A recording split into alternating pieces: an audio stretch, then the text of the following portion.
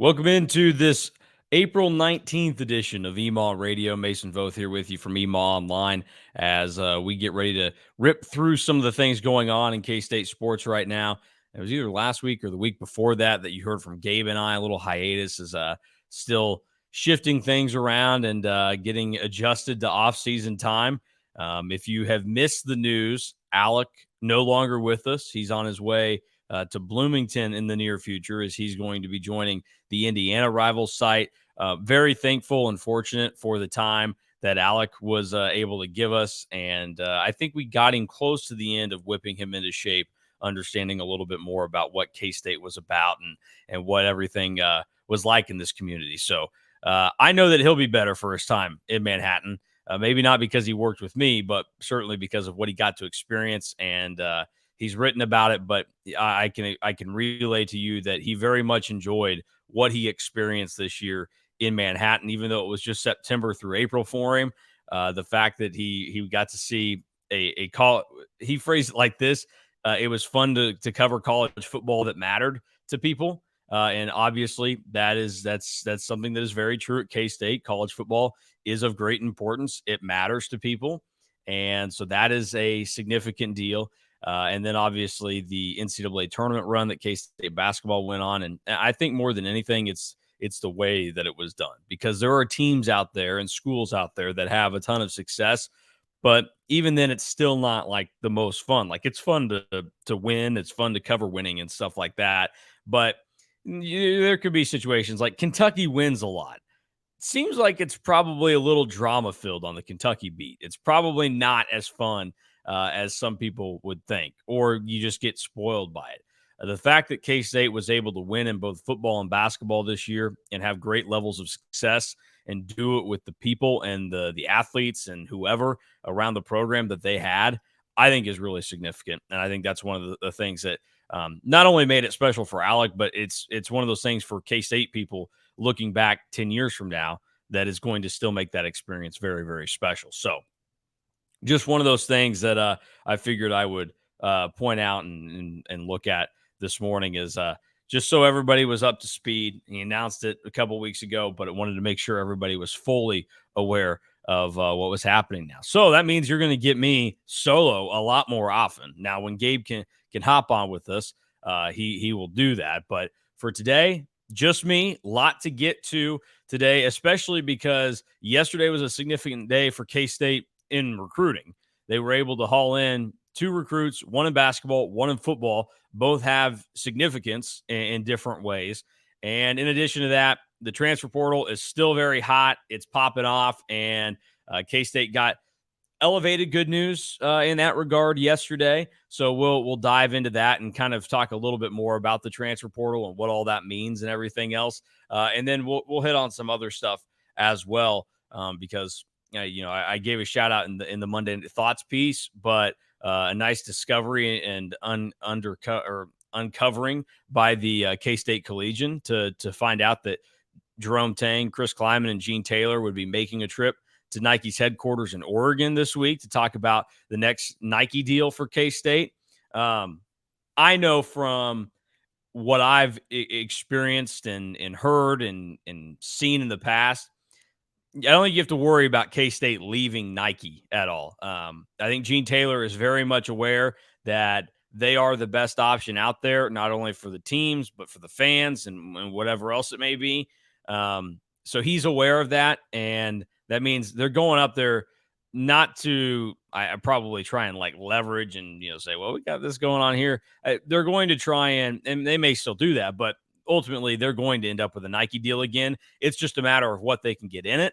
And this is a great time for them to be able to have these negotiations because K-State football is looking great again. They are in a position under Chris Kleiman that you're going to see K-State in the top 25 consistently, as Chris Kleiman has proven. I mean, he's had K-State in the top 25 all 4 years that he's been here.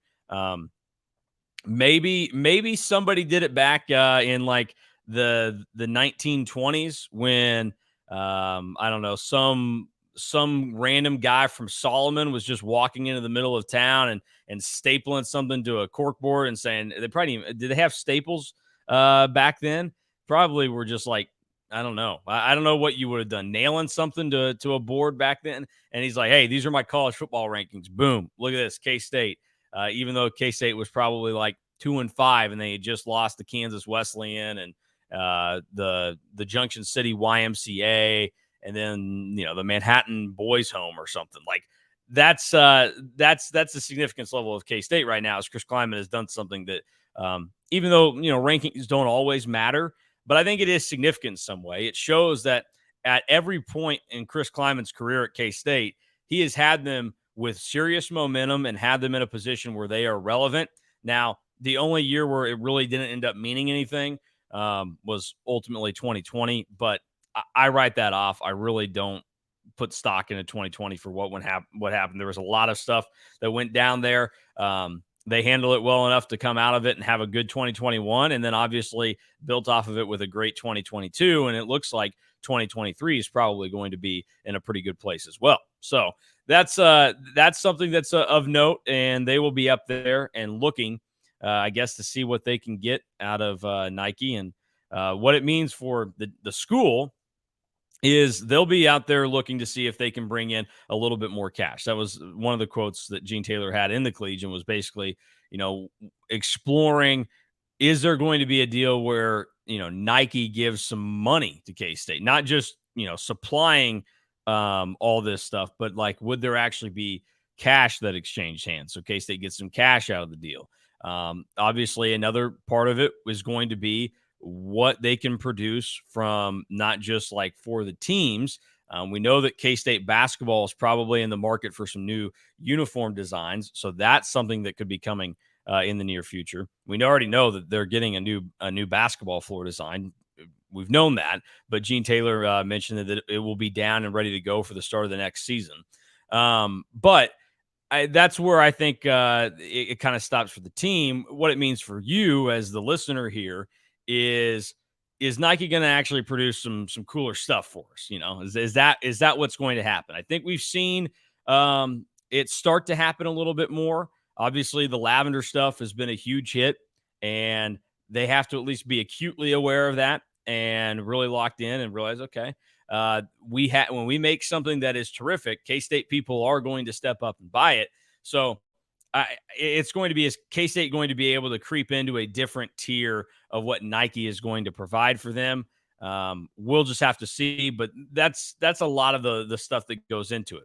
In the grand scheme of things, does that stuff really, really matter? No, it doesn't, but it does matter to a lot of people, and it is significant in some ways to people, fans, recruits, whoever, what that production level looks like. So that's one of those things that I think is significant to just kind of note. I'll be fascinated to kind of see and hear what ends up transpiring out of that. And then obviously looking to see what things look like for K-State in the next couple of years with Nike. Now, the other thing that Gene Taylor has on his hands is going to be working towards, and this is a process that goes on for a while, but Gene Taylor will be working on new contracts for both Chris Klieman and Jerome Tang.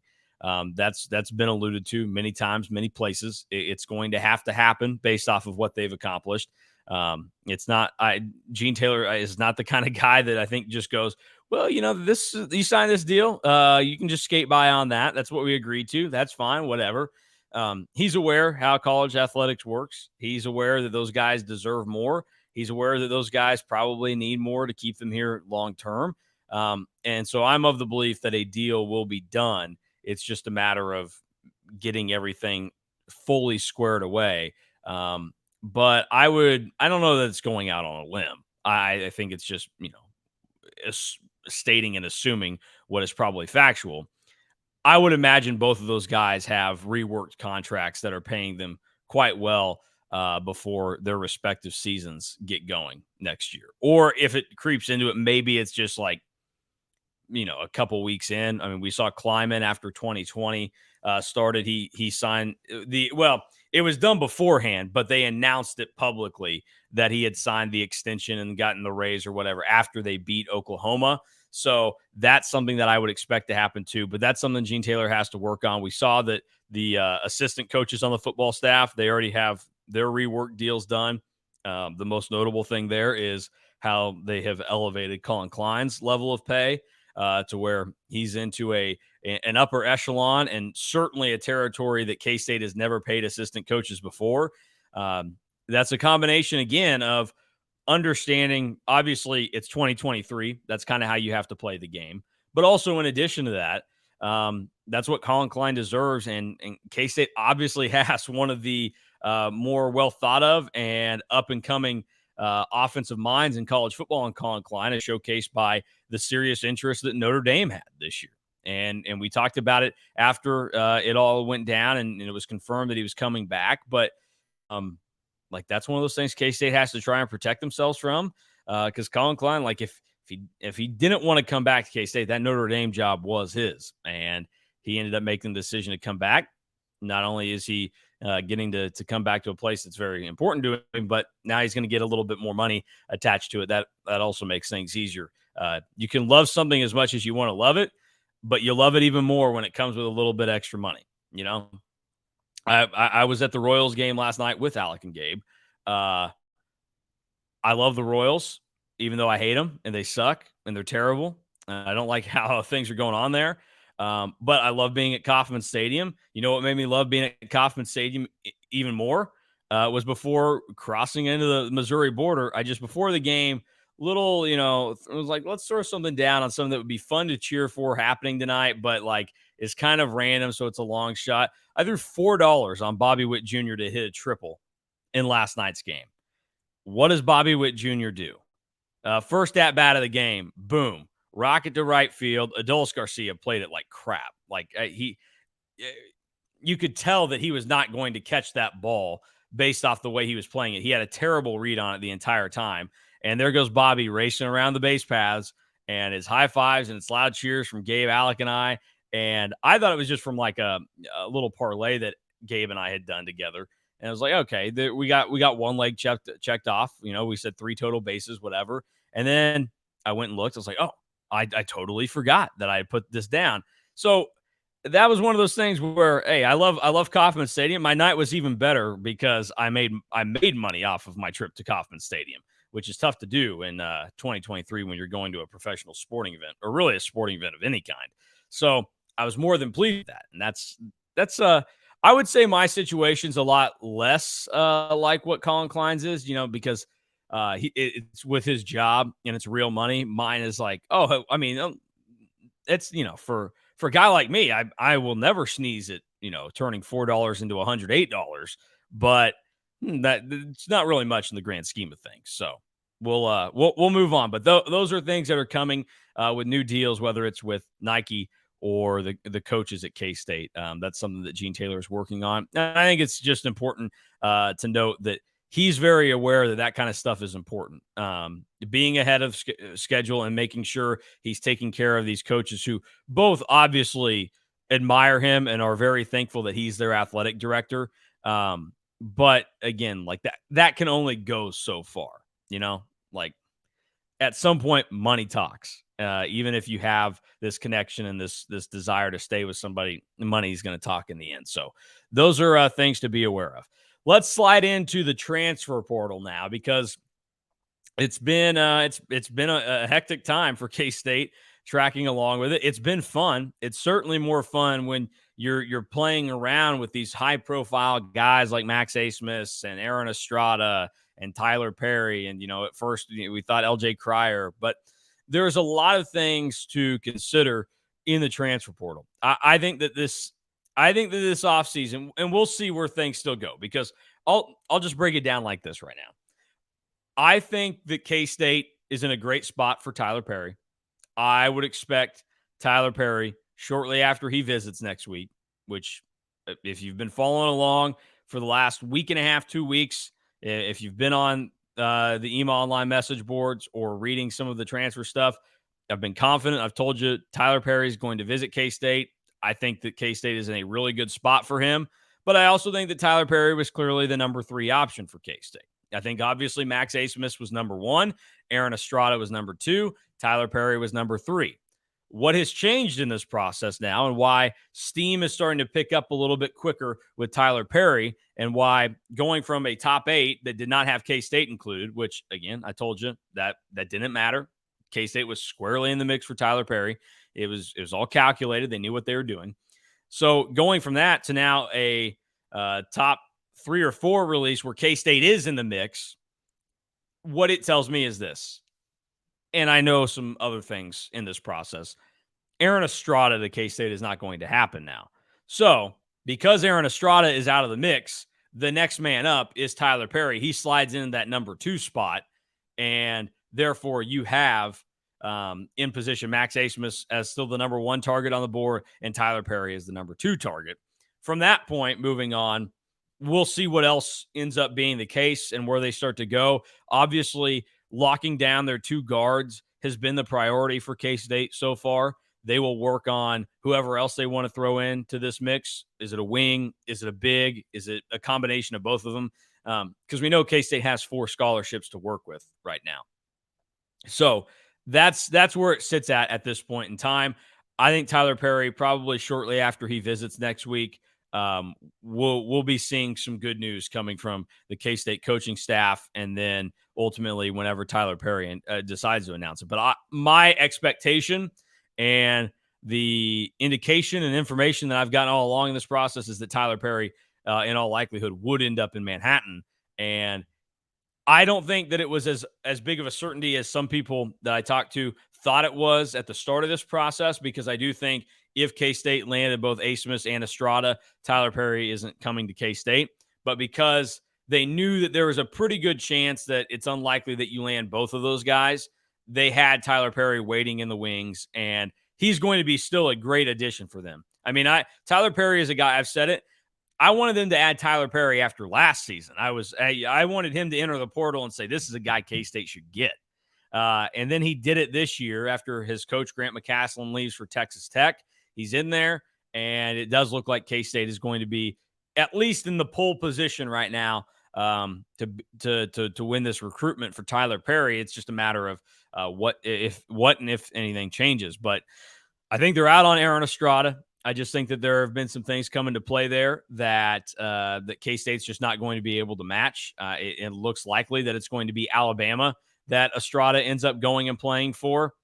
At this point where things sit, K-State's just not going to be able to out-battle Alabama for a transfer portal guy if it's going to transcend basketball-related stuff.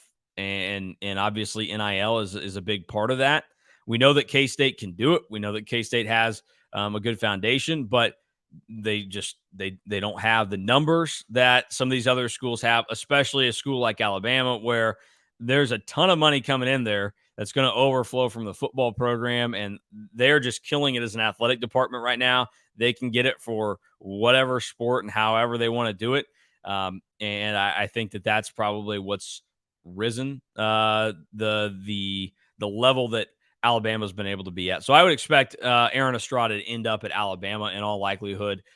It doesn't 100% rule out K-State. A lot can change. He's supposed to announce his decision 10 days from now.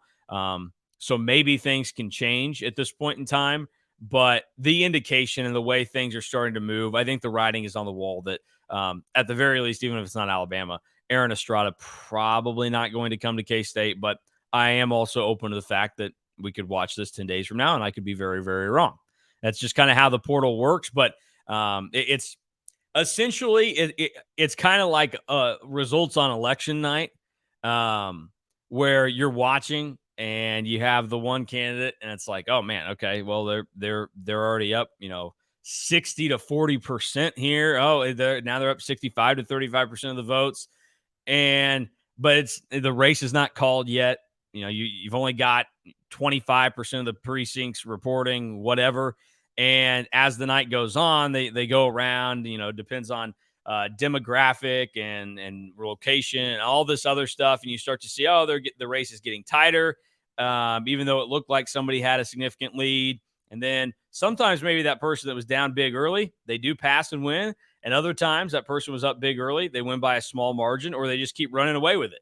And that's kind of what the transfer portal is like. We only have Except in the transfer portal, we don't have the background knowledge of the last however many elections to look around and say, okay, well, these guys typically vote this way, so we know that this is going to kind of even up a little bit more. Or these guys are going this way, so we know this race is going to get even bigger. We don't really have that in the transfer portal, but I do think that the whole process of when we're giving out information in regards to the transfer portal is more of a this is what it is 100% at this moment. That does not mean that this is what it is 20 minutes from now, 20 days from now, whatever it is. It's the same way in high school recruiting, but even to a lesser extent. I think that there's a lot more of that when it comes to the transfer portal, especially because of just with guys that are heavily involved in certain ways. I just think things are kind of different with the way that NIL and what guys are looking for is different in the college recruitment than the high school recruitment. So we will see. But as I said, I think Perry to K-State is probably the most likely option. I would assume that as long as everything is a go there, he probably makes that decision, and we hear that shortly after his visit to K-State next week. And then I doubt it on Aaron Estrada. Now, Max Asmus is the one that everybody is probably still very much worried about, as it should be. He's been clearly the number one guy, I think, on K-State's board. I think he's the guy that I would be most excited to see end up in Manhattan. So where does the Max Asmus situation sit right now? That's probably the thing that a lot of people are kind of wondering, because we know that at various points there have been people out there that have basically just, back to the whole election thing, that have basically just called this thing and said that, hey, it's off to Texas. Like, there you go. Boom. We'll see. We'll see how that goes. I think that K-State is much more in play for Max Asmus than what people on the outside seem to think K-State is in the play for. Now, we will see. Texas, I think, is still a leader in this, but I also am of the belief that K-State probably has a better chance of what some are thinking. I think that the opportunity for K-State is still there. I've laid it out this way. K-State, I think, is in a position right now, basketball-wise, where them and Texas can sell equal success right now. That's certainly easy to do. What this K-State staff has over Texas, though, is Rodney Terry doesn't have anything in his background that you can sell to a recruit. What Jerome Tang has is almost 2 decades of experience at Baylor doing what he did with guards. And then also what he did in 1 year at K-State, turning Marquise Noel into a fringe all Big 12 guy, just another dude in the starting rotation. He turned him into an All-American and helped elevate him to a brand new level. Now, Marquise Noel always had that ability, but what unlocked that was Jerome Tang's belief and the way that they were able to open things up for Marquise Noel and put their full belief into him. And I think that's something that they can sell. Obviously, on the personality side and the human being side, I don't think you're going to find many other coaching staffs that can keep up with K-State. The energy, whatever it is, I think K-State has a giant advantage there. The one thing that Texas is going to end up having, and this goes back to what I was just talking about with Aaron Estrada, is Texas, if they want Max Asmus that bad, they are going to get Max Asmus. There's no doubt about it, because they have the greater financial backing there. Like, they have the ability and the option to pony up more of the NIL money, and that's just how it works. So that's what I think K-State is going to be battling against. Also, the other thing Texas has going for them is proximity to home for Asmus. So he's a Texas kid. So that's one of those things that can play a role in it too, certainly. But I think K-State has a much greater chance in this than what people on the outside seem to think. I think that people that are covering K-State on a daily basis, I think they seem to be in agreement with me that K-State's a more serious player in this than what some people think. And I think ultimately, like, Max Asmus is going to be a stud wherever he goes next year, but I think it's easier to project him being the best player he can be next season in Manhattan. And I think at the end of the day, that's probably the greatest selling point for K-State and what they have going here is basically making the case like, dude, you're going to be the dude here. You are going to be the guy. We are going to get you to a certain level, and we can let you do whatever you want because this offense can be yours. So I think K-State has the better pitch when you take out whatever else is involved. But with anything, you have to account for what the financial stake in it might be. And even though that there will be opportunities in Manhattan, the opportunities are far greater in Austin, whether we would like to admit that or not. That is the case, and we have to recognize that. So we'll just kind of wait and see. But I do think K-State has a greater chance for Asmus. I think that there is a sense of optimism, even though the visit that he made was screwed around with a bunch of bad weather. So he didn't get to Manhattan until Saturday around lunchtime. He had to leave less than 24 hours later. A flight that got sent to Omaha instead of one that ended up coming straight to Manhattan from the Dallas area. But I think all went well on the visit, and I think that Asmus is more seriously considering K-State. We're just going to have to see how things go with the Texas end of it. And if ultimately he goes to Texas, like there's not much K-State would have done in that circumstance. So what this brings me to now is what I've started to wonder for K-State in regards to the transfer portal and how it's going to work. There is no doubt that this staff is fantastic when it comes to their connections and the high school recruiting they've done. We'll dive into it in a second, but let's just do it right now real quick. David Castillo, K-State lands David Castillo. He's a consensus 4-star amongst all the major recruiting services. ESPN has him as a 5-star, so he's even higher in that. He's number 35 overall in the country recruit-wise, with the chance like he could move up. He very well could move up. He's been higher in the rankings. He could move up again through his senior season. This is a massive, massive get for K-State. I mean, what they were able to do here is beat out two staffs that wanted Castillo, Oklahoma State. So the school that's closest to Castillo, he's in Bartlesville, so Stillwater a little bit closer than Manhattan and Lawrence, because KU was the other team that was involved here. And I think that we've seen it, and maybe there's a sliver of truth that KU was backing off slightly, but don't let anybody talk down to you. KU would have taken David Castillo if David Castillo wanted to commit to KU. He picked K-State because he wanted to pick K-State. And K-State beat out those two schools and whoever else had interest in David Castillo. And it's a great clip that Glenn Kinley of KSNT had as he was down there covering Castillo's commitment yesterday in Bartlesville and was talking to him. And basically Castillo just said like it hit him in the chest when Jerome Tang called after one of K-State's NCAA tournament wins, and basically was like, hey, you want to be a dude. And Castillo was like, that was the moment when he knew that, K-State was the place for him. K-State's doing a great job in what they've done with the high school recruiting. We know that the 2023 class, it's ranked 23rd in the country. RJ Jones, Day Ames, Michaela Rich, great players. And two of them are 4-stars in the rivals rankings. Rich is a 3, but maybe could be considered for 4-star status. That was a great first class for K-State. They have now started on an even better foot for the 2024 class, getting a guy like David Castillo, who's the highest rated recruit that K-State's had since Wally Judge in 2009. That's a big deal. That's a really big deal for K-State, and he's a great shooter. He does a lot of things phenomenally, and as people have gathered from just the way that he's done some of these interviews already and how he handled his commitment yesterday, they go, oh, he seems like a great kid.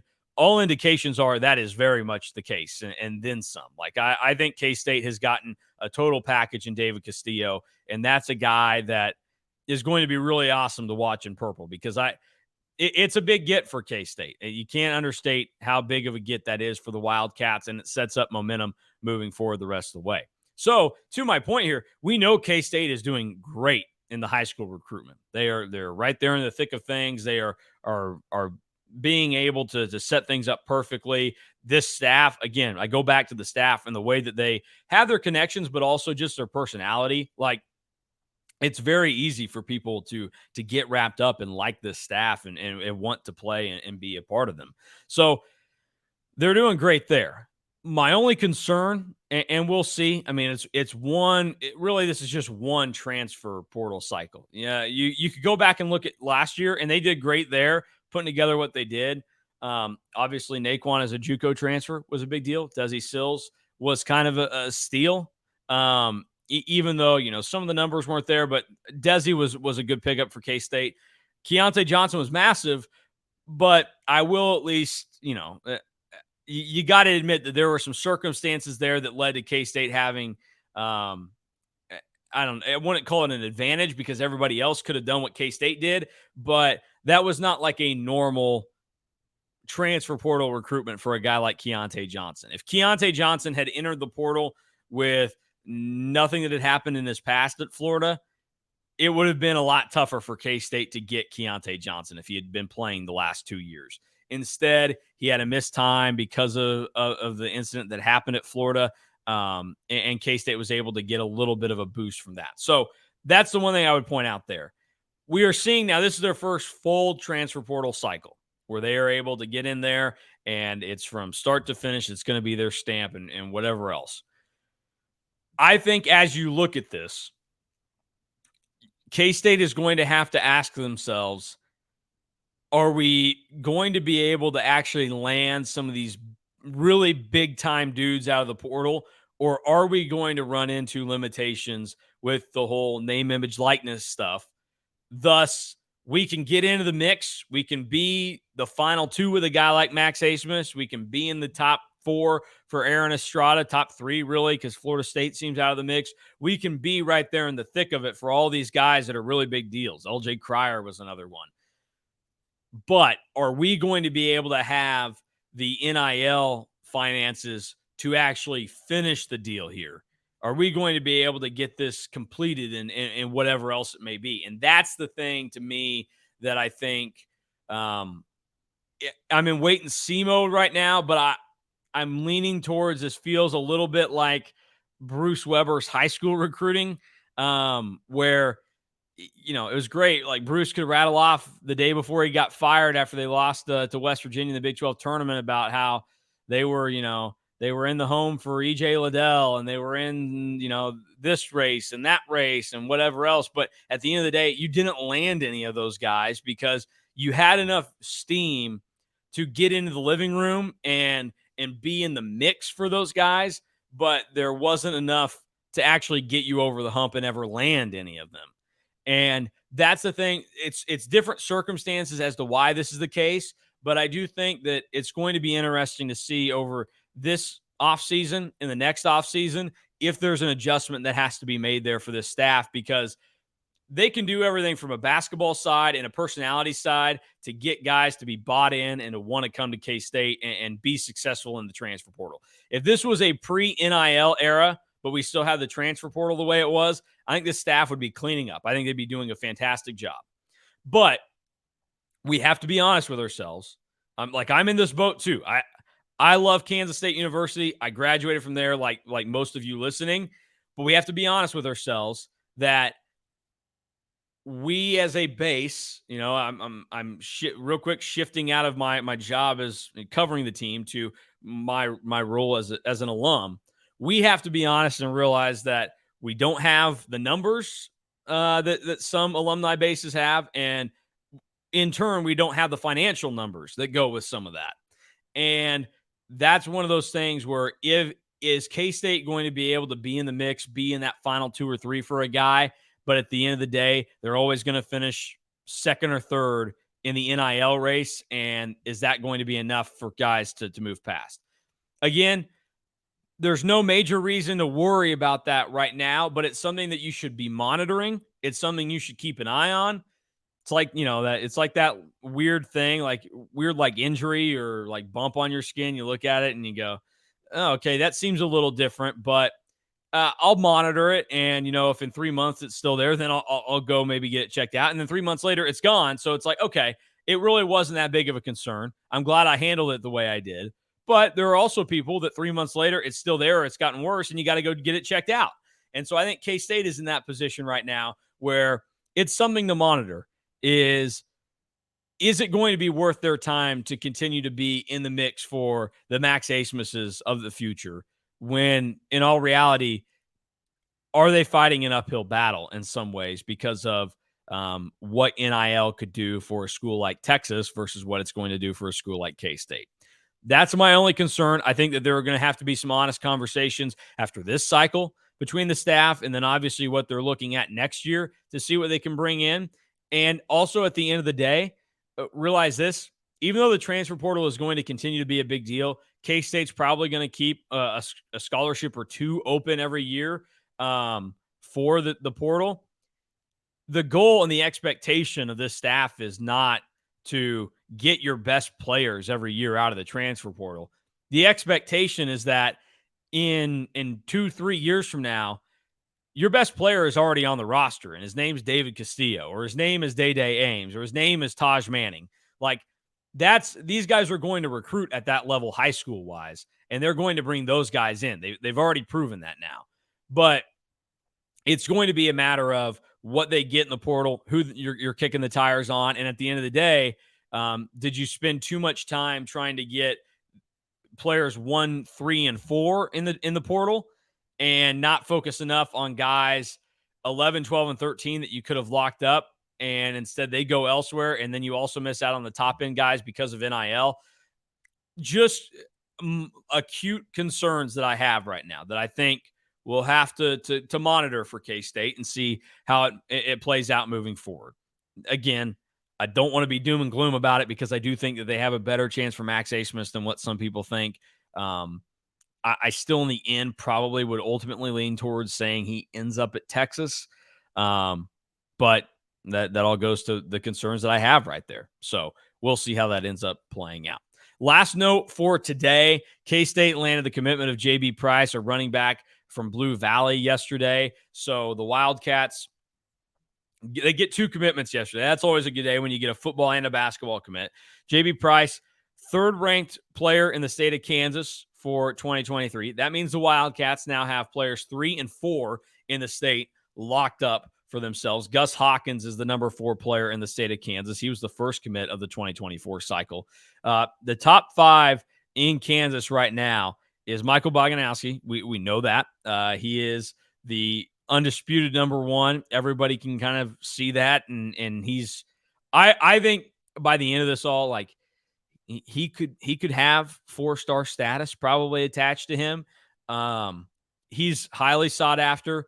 I think K-State is probably taking the lead in that. And if you follow along, I placed my future cast for him to K-State last week. I still think that there's probably a ways to go before we actually get a commitment, but K-State is in the lead for that right now. And I think other schools are trying to catch up to them. As we know, he made his 5th visit to Manhattan last weekend for K-State's final spring practice of the year. That is significant. And as I said, Nebraska seemed like probably the other top school in there that K-State was going to have to, battle for different circumstances. And you look around, if they wanted to go check out Lincoln a lot, and like they have Manhattan, I get it. Manhattan's like a 20-minute drive, sometimes less, depending on if you know how to drive. But it's not like Lincoln is that far from the Manhattan Junction City area. If you wanted to go up there a bunch, you could. So I think that that's a good sign for K-State. So as of right now, I think K-State lands 1, 3, and 4 in the state of Kansas. And in addition to that, number 5 in the state is Caden Massey, the offensive lineman out of Linden. I think K-State is starting to move higher and higher into that thing. Something that, probably 2 months ago, I was a little unsure of what K-State would be able to accomplish in the Caden Massey recruitment.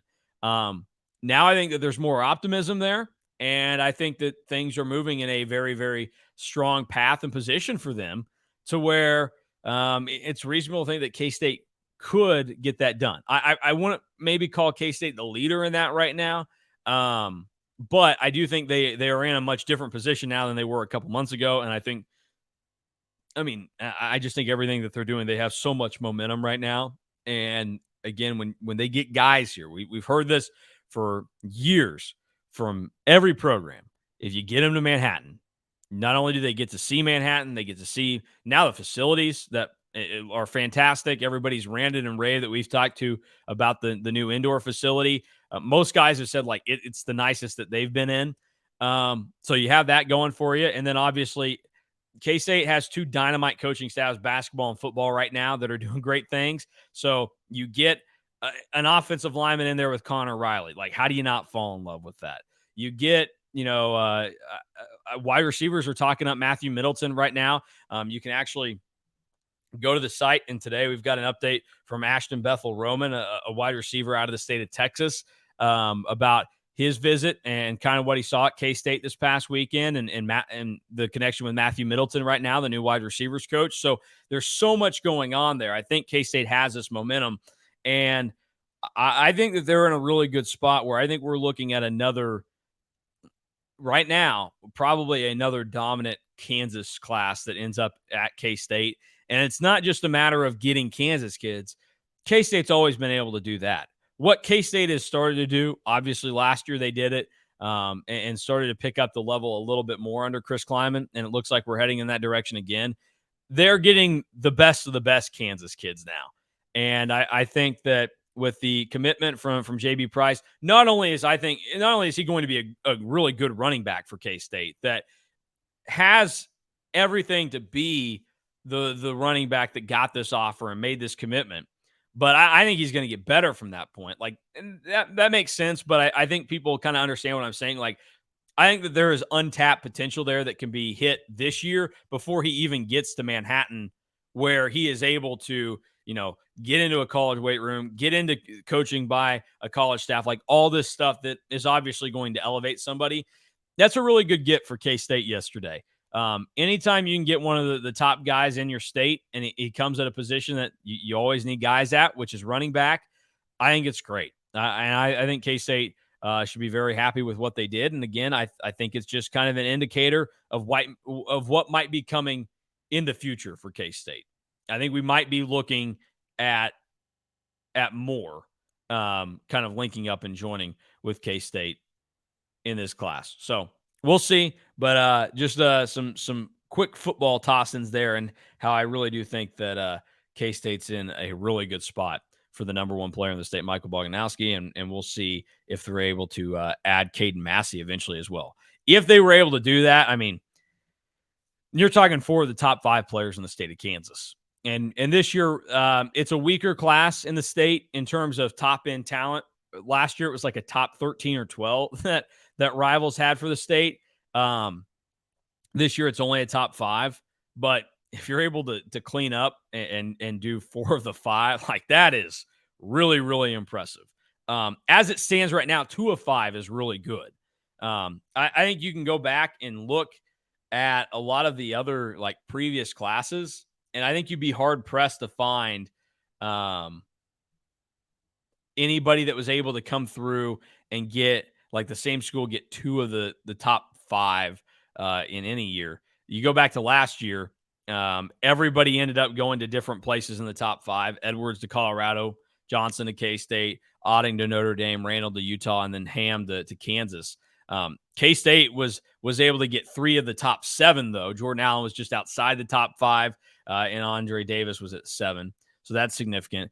Then if you go back the year before that, 2022, and look at the top 5, again, that ended up being everybody went to a different place. I won't do these all, but I'm just showing off here what everybody was able to do. K-State was able to actually do it in the 2021 class with Devontae Pritchard and Dorian Stevens. They got both of those guys to commit to K-State. Obviously, it didn't necessarily work out in total. But K-State's done a great job of recruiting the state of Kansas. It seems like it's going to get even better because I think they're trending towards back-to-back years getting commitments from the top player in the state. I know that ultimately in the last rankings that went out for the class of 2023, Dylan Edwards got bumped above Avery Johnson. Both guys actually went up in the national rankings, but Dylan Edwards went up higher. I have a job. I can't comment on the rankings too much. I think that probably had a little bit to do with the Deion Sanders bump. We've talked about a bump that basketball guys get if they get an offer from KU or Carolina, and then football. He's committed to Oklahoma now instead of I don't know, throw like Texas Tech. Oh, okay, he's probably getting a little bit of a bump. Oh, he's committed to Colorado with Deion Sanders instead of. Okay, I have probably a little bit of a bump there. What are we missing? They like him.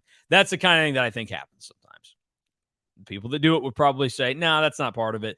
There's a little bit of that to it. Scott, you can be honest there. There's a little bit of it to it, but K-State got the number one commit in the state when he signed. Avery Johnson was number one in the state when he signed. And that's a big deal. I think that they are leading in the race for Michael Boganowski right now. So that will do it for us here on this Wednesday, April 19th. Thank you for listening to EMAW Radio. I'll be back on Friday. Probably won't be as long, but I'll make sure to do something else on Friday and try to make these a little bit more consistent so you have something to listen to throughout your day. May not always be 100% K-State involved, especially as we roll into the offseason, but certainly wanted to get something out there for you because there's a lot to recap, a lot to get to, and hope you all enjoy. Reminder, if you aren't signed up for EMAW Online, now's the best time to go do it. You can sign up for a full year. It's less than $9 a month. So that's the kind of money that you don't even know it's going somewhere when you get signed up for it. It's like me. I didn't realize I still had a Peacock subscription. I don't know why. I can't even remember why I had a Peacock subscription. I still had it, though. So I don't know. What am I going to do? I haven't canceled it yet. I need to. It's not like it's Flow Hoops and they're charging you $500,000 per month for a shitty streaming service. Like, come on. So that's what you can do. And at the very least, be sure to subscribe to the EMAW Online YouTube page where we get plenty of stuff going on up there, like this podcast, other great things as well. So that will do it for me. I am out. We'll talk to you on Friday, and plenty of updates continuing throughout the week over on EMAW Online. So stay locked in for basketball and recruiting information there.